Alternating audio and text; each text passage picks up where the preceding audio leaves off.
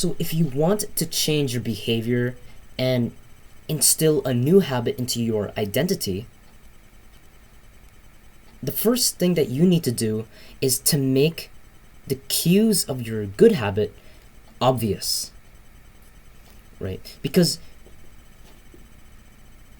performing a habit is a 4-step process.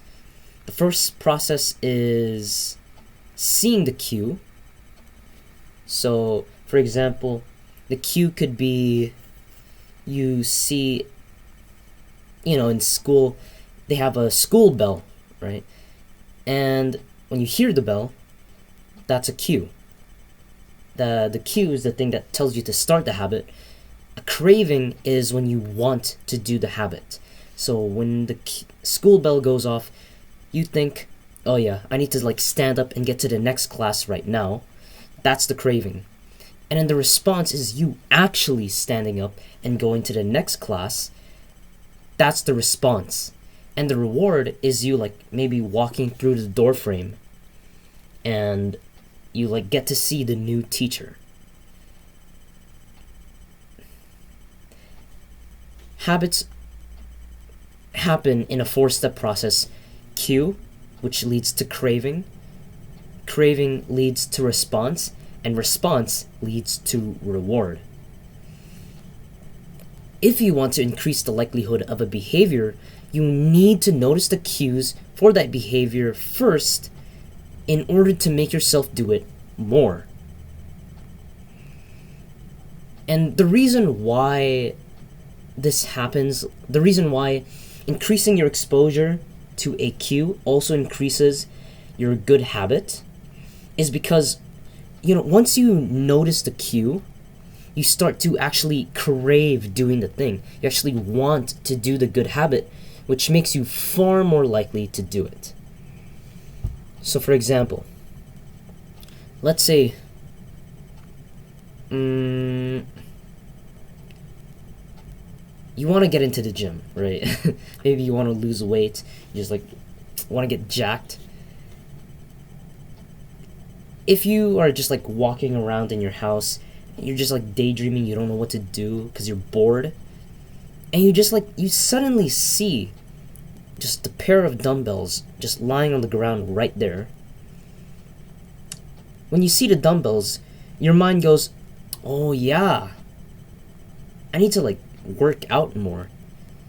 And so when you see the dumbbell, which is the cue, your mind goes, oh yeah, I need to do that thing, or I want to do that thing. So now you desire picking up those dumbbells and actually getting some curls in. And it's a very simple example, but already the good habit here is going to the gym, lifting weights. Just by you seeing the dumbbells just once, your mind went to you and you're oh yeah, I need to work out more. So you know what I'm gonna do, I'm gonna actually start doing some bicep curls right now, even just 3, let's say. So the cue, which is the dumbbell, leads to the craving, which is you wanting or being motivated to actually pick up the dumbbell, and then the response is you actually picking it up, and the reward is you putting it back down, and you're you feel good after the actual gym session, unplanned gym session, right? And this example just tells you, what I'm trying to tell with this example is exposing yourself to the cues of good habits makes you crave and want to do the actual good habits. So once you see the cue, then you'll actually want and crave to do the actual behavior. So now that I've explained the principle and the concept, I'll explain the protocols to actually put this into action. There are 2 things that you can do in order to actually adopt new habits, like going to the gym, reading, dieting, etc., etc. So the first thing is habit stacking. Now, if you watch, I actually talked about this in my other video, which guaranteed you probably did not see. Habit stacking and implementation intentions, what they do is they make it so that you notice the cue for a habit a lot more, right? I'll just explain how you do them anyways. So implementation intention, the format for it is, I will do new habit at this time in this location. So for example, I will read 10 pages at 5 o'clock in my bedroom. And the other one is habit stacking, which is kind of like implementation intentions, except the cue is not really like the time or the location. The cue is actually the habit that you do yourself. So for example, let's say every night, like I do, like I brush my teeth before I go to bed every single night. And so it's one of those habits that happen without fail. So what I could do, I could say, like, the format or the template for habit stacking is, after current established habit, then I will do new habit. So for example, after I brush my teeth, then I will practice my handwriting for 5 minutes, which is actually one of my goals. My handwriting is very bad. I think some of you can relate. So habit stacking and implementation intentions. For habit stacking, a quick tip, make sure that your habit is highly actionable and highly specific. And not only that, the habit is something that happens without fail. So for example, let's say I brush my teeth every day, but let's say I barely brush my teeth. It would not be a good idea to say, after I brush my teeth, then I will do my new habit, because I don't brush my teeth often in this case. And so the habit that I want to adopt also doesn't happen in this case. So choose a habit that happens without fail. And then 2, has to be highly specific and actionable. So instead of me saying, after I brush my teeth, which sounds reasonable at first, you can change it to, after I put my toothbrush back in the bin where I got it, then I will practice my handwriting for 5 minutes. That is way better, because it's just a lot easier for you to notice when the cue actually starts, rather than you saying, oh yeah, after I brush my teeth. So the reason why habit stacking and implementations intentions are very powerful is because, when you have a vague start to a habit, you have a vague start to a routine, your brain is more likely to just put it off.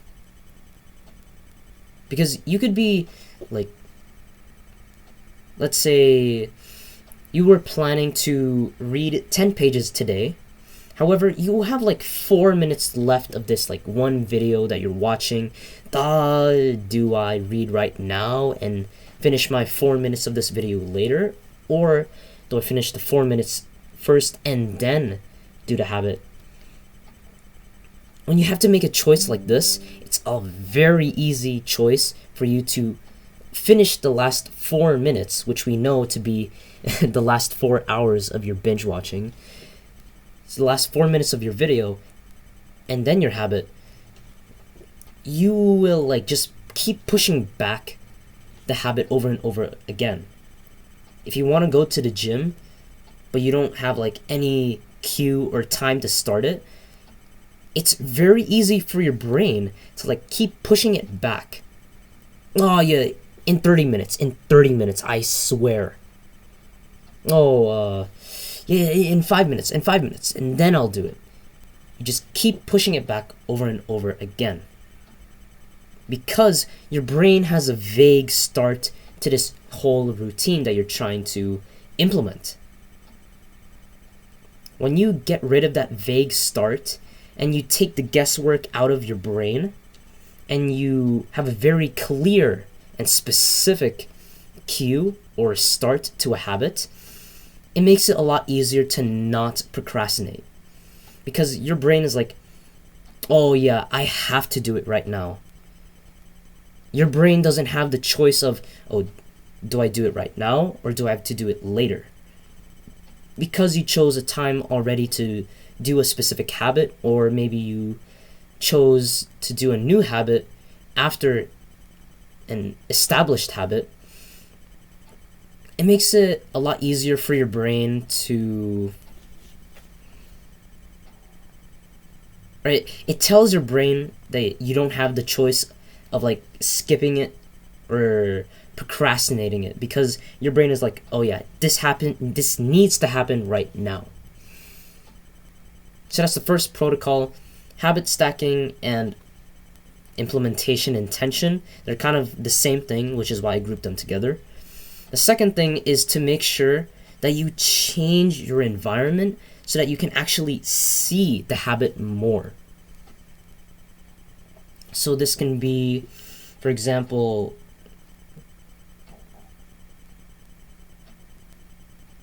like most people's environments are like tailored so that it's easy not to do the thing that they actually want to do. So it's kind of like, it's easy not to practice the guitar when it's tucked away in its case within the closet where you never see it. It's easy not to read if the book is always stacked in a bookshelf that you never see. It's easy when it's just out of sight, out of mind. When it's out of mind, it's out of behavior. So you need to change like the choice architecture of your environment, which just means you just increase the visual exposure of your habit. Which in even simpler terms is, can you actually see the habit?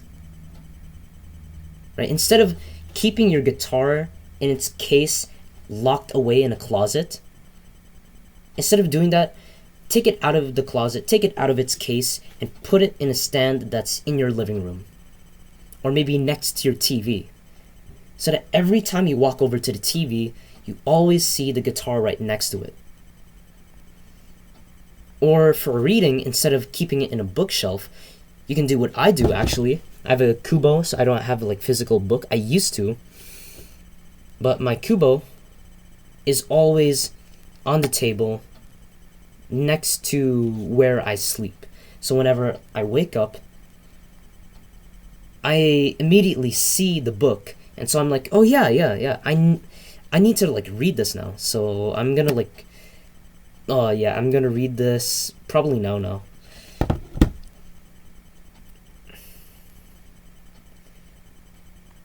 So that's the second thing. You increase visual exposure to the cue of the habit. Can you actually see the habit more? If you want to get into the gym, have the dumbbells like right over there in the places that you can see them. Keep the books that you want to read on the table next to your bed so that you always see it when you wake up. Keep the guitar in your living room rather than in your closet where you can actually see it.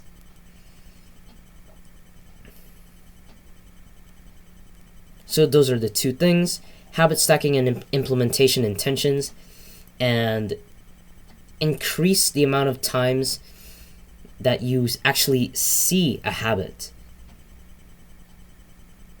And actually, before you do these things, there's a third thing that I kind of forgot to talk about, which is you get a journal or Google Docs, whichever one you prefer. I just use Google Docs. And then after that, you just list off the habits that you want to adapt or adopt. Right? So you can say meditation, reading, cold shower, sleep at a certain time, etc., etc. This just makes it a lot easier for you to like figure out what habits do I do after this time, or what cue do I need to be seen in my environment for me to do the habit more. So yeah, just to summarize everything, if you want to do a habit more, you always need to first increase the exposure to the habit, which is the exposure to the cue of the habit, which then makes you actually want to do the habit. And there are two ways that you can do that, which is habit stacking and implementation intentions, and increasing the amount of times that you actually see the habit. You actually see the cue to the habit in your environment. Okay. See you later.